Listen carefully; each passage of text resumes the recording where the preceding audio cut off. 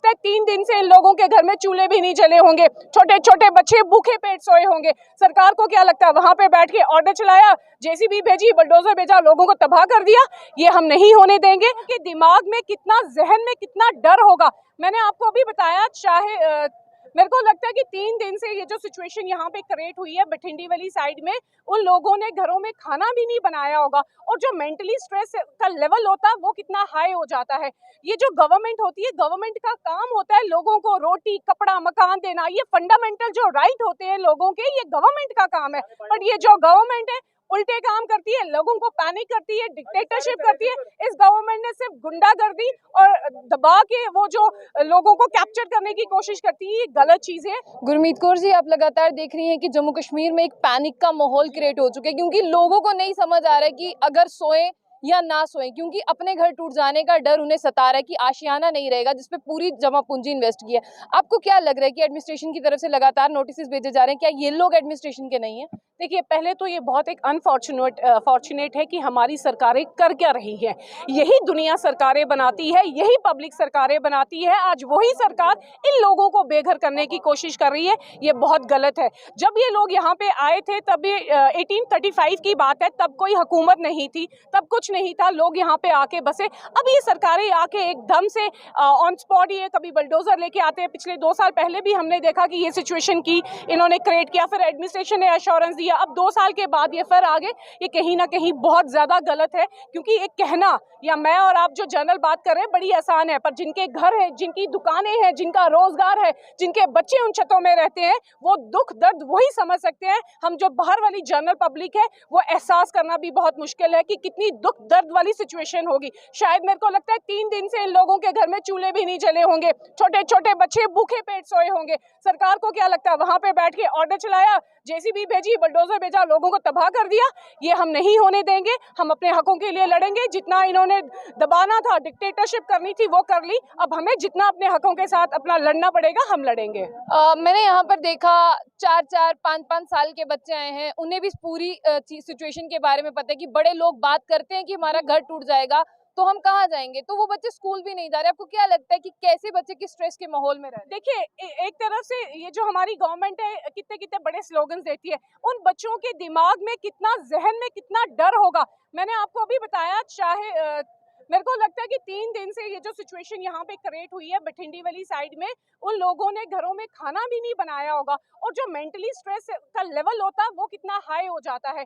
ये जो गवर्नमेंट होती है, गवर्नमेंट का काम होता है लोगों को रोटी, कपड़ा, मकान देना। ये फंडामेंटल जो राइट होते हैं लोगों के, ये गवर्नमेंट का काम है। बट ये जो गवर्नमेंट है उल्टे काम करती है, लोगों को पैनिक करती है, डिक्टेटरशिप करती है। इस गवर्नमेंट ने सिर्फ गुंडागर्दी और दबा के वो जो लोगों को कैप्चर करने की कोशिश करती है, ये गलत चीज है। लोग कितनी देर बेयर करेंगे? अगर इंसान कोई घर में भी किसी के साथ गलत करता है तो वो बगावत होती है। मैं अपने थ्रू आपको सबको मैसेज देना चाहती हूँ, जितनी भी ये पब्लिक है, आपने देखा होगा कि इसी डिक्टेटरशिप गवर्नमेंट ने किसानों के साथ क्या किया था। 1 साल वो आंदोलन चला था। वो मैं उन लोगों को सल्यूट करती हूँ, और मैं अपनी तरफ से, हम सब ये जो यहाँ पे आए हैं लोग, इन्होंने बहुत देर हिम्मत रखी है, रखेंगे। इनको अगर अपने हक के लिए जितनी देर लड़ना पड़ेगा, ये लड़ेंगे।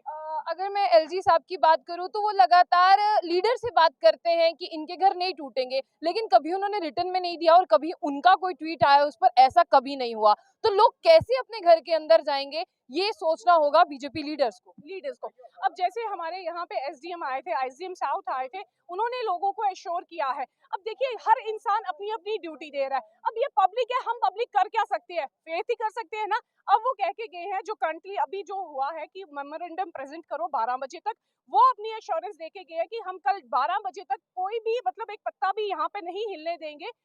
मतलब वो अपनी तरफ से श्योर करके गए, क्योंकि पब्लिक कह रही थी कि हमें कोई नोटिस नहीं आना चाहिए या कोई भी ऐसी हरकत ना हो हमारे एरिया में, वो श्योर करके गए हैं।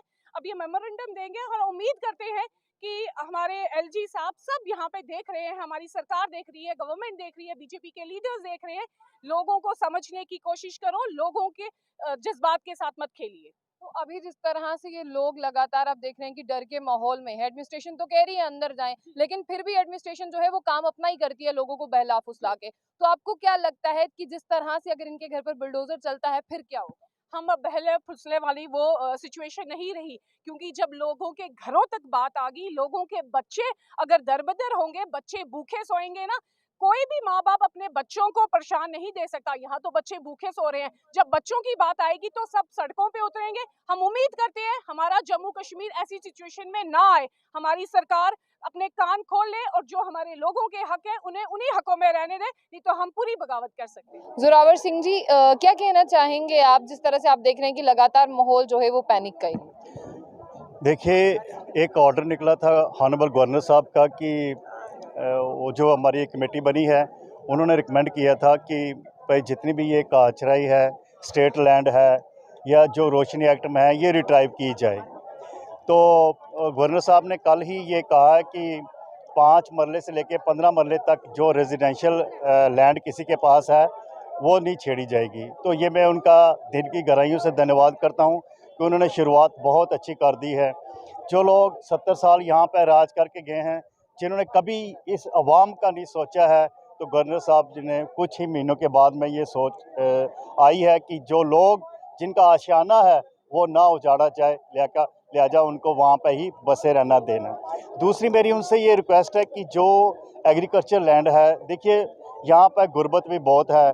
जो लोग एग्रीकल्चर लैंड में काम कर रहे हैं, जिनकी 8-10 कनाल लैंड है, वो अपना परिवार चला रहे हैं, मैं उनसे ये रिक्वेस्ट करूँगा कि उनको भी कुछ जो फ़ीस उनकी रखें, ताकि वो ज़िम्मेदार जो लोग हैं वो अपना घर चला सकें।